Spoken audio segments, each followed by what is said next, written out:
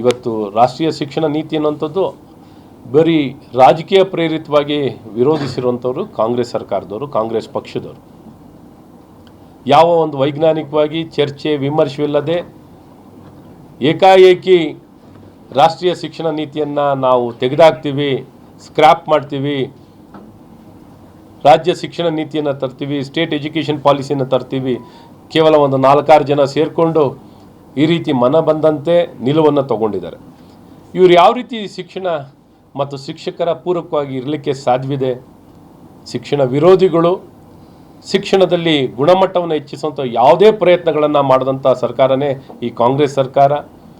ಯಾವ ಒಬ್ಬ ವಿದ್ಯಾವಂತನಿಗೆ ಅಥವಾ ಯುವಕರಿಗೆ ಉದ್ಯೋಗ ನಿರ್ಮಾಣ ಮಾಡೋದ್ರಲ್ಲಿ ಸಂಪೂರ್ಣವಾಗಿ ವಿಫಲರಾಗಿದ್ದಾರೆ. ಬರೀ ಮೋದಿಯವರು ಉದ್ಯೋಗ ನಿರ್ಮಾಣ ಮಾಡುವಂಥ ಕೆಲಸ ಮಾಡ್ತಿದ್ದಾರೆ. ಆದರೆ ಇವರು ರಾಜ್ಯ ಸರ್ಕಾರದಲ್ಲಿ ರಾಜ್ಯ ಸರ್ಕಾರದ ಜವಾಬ್ದಾರಿ ಹೆಚ್ಚಾಗಿರುತ್ತೆ. ಶಿಕ್ಷಣ ಕೊಡೋದ್ರಲ್ಲಾಗಲಿ, ಉದ್ಯೋಗ ಕೊಡೋದ್ರಲ್ಲಾಗಲಿ, ಕೌಶಲ್ಯತೆ ಕೊಡೋದಾಗಲಿ, ಉದ್ಯೋಗದಾತರನ್ನ ಉತ್ತೇಜನ ಕೊಡೋದಾಗಲಿ, ತಯಾರು ಮಾಡಲಿಕ್ಕಾಗಲಿ, ಎಂಪ್ಲಾಯ್ಮೆಂಟ್ ಕ್ರಿಯೇಷನ್ ಮಾಡುವಂಥ ವ್ಯಕ್ತಿಗಳನ್ನು ಉತ್ತೇಜನ ಕೊಡಬೇಕು, ಆಂಟ್ರಪ್ರಿನರ್ಶಿಪ್ಪಿಗೆ ಉತ್ತೇಜನವನ್ನು ಕೊಡಬೇಕು. ಇದ್ಯಾವುದು ಮಾಡಿಲ್ಲ.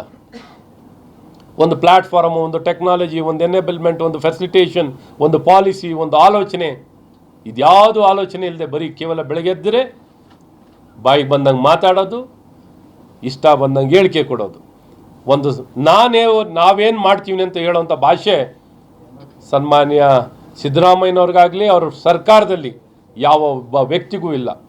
ಈ ರೀತಿ ನಿರ್ದಿಷ್ಟವಾಗಿ ಕೆಲಸ ಮಾಡ್ತೀವಿ ಅಂತ ನಮ್ಮ ಜನ ಅಧಿಕಾರ ಕೊಟ್ಟವರೇ. ನಾವು ಯಾವ ರೀತಿ ಕೆಲಸ ಮಾಡಬೇಕು? ಬೆಳಗ್ಗೆ ಎದ್ದರೆ ಗ್ಯಾರಂಟಿ ಹೇಳ್ತಾರೆ. ಗ್ಯಾರಂಟಿ ಬಿಟ್ಟರೆ ಇನ್ನೇನೂ ಗೊತ್ತಿಲ್ಲ. ಸರ್ಕಾರದ ದುಡ್ಡನ್ನು ಹಸ್ತಾಂತರ ಮಾಡೋಕ್ಕೆ ಇವರು ದೊಡ್ಡ ಸಾಧನೆಗಾರರ? ಸರ್ಕಾರದ ದುಡ್ಡು ಹಸ್ತಾಂತರ ಮಾಡಲಿಕ್ಕೆ, ಟ್ಯಾಕ್ಸ್ ಪೇಯರ್ ಹಣವನ್ನು ವರ್ಗಾವಣೆ ಮಾಡಲಿಕ್ಕೆ ಇವರು ಬಹಳ ದೊಡ್ಡ ಸಾಧನೆಗಾರರ?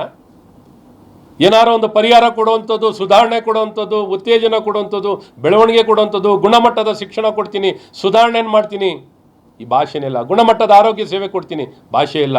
OPS ಕೊಡ್ತೀನಿ ಅಂದರು, ಏನಾರು ಮಾತಿದೆಯಾ? ಬರೀ 7th ಪೇ ಕಮಿಷನ್ನೇ ಕೊಡಲಿಕ್ಕಾಗಿಲ್ಲ ಇವರಿಗೆ.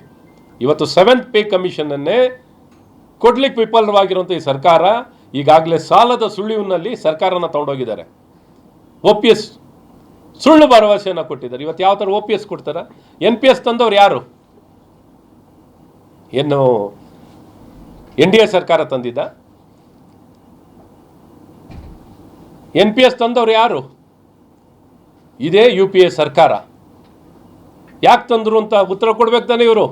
ಇವತ್ತು OPS ಕೊಡ್ತೀನಿ ಅಂತ ಹೇಳಿದಾರಲ್ಲ, ಎಲ್ಲಿ ತಂದಿದ್ದೀರಪ್ಪ? 7ನೇ ಪೇ ಕಮಿಷನ್ನೇ ಕೊಡಲಿಕ್ಕಾಗಿಲ್ಲ. ನೀವು OPS ಕೊಡೋಂಥ ಪ್ರಶ್ನೆನೇ ಉದ್ಭವ ಆಗಲ್ಲ. ಬರೀ ಸುಳ್ಳಿನ ಸರ್ಕಾರ, ಬಂಡತನದ ಸರ್ಕಾರ.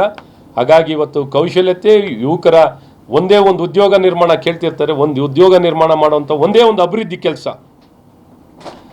ಸನ್ಮಾನ್ಯ ಸಿದ್ದರಾಮಯ್ಯನವರಿಗೆ ಹಣ ಹಸ್ತಾಂತರ, ಹಣ ವರ್ಗೀಕರಣ ಮಾಡೋದೇ ಅಭಿವೃದ್ಧಿ, ಅದರಲ್ಲೂ ರಕ್ಷಣೆ. ಹಾಗಾಗಿ ಇದು ಬಿಟ್ಟರೆ ಬೇರೇನು ಗೊತ್ತಿಲ್ಲದಂಥ ಇಂಥ ಸರ್ಕಾರ ಇವತ್ತು ಭ್ರಷ್ಟಾಚಾರದಲ್ಲಿ ತಾಂಡವಾಡ್ತಿರುವಂಥ ಒಂದು ಸರ್ಕಾರ.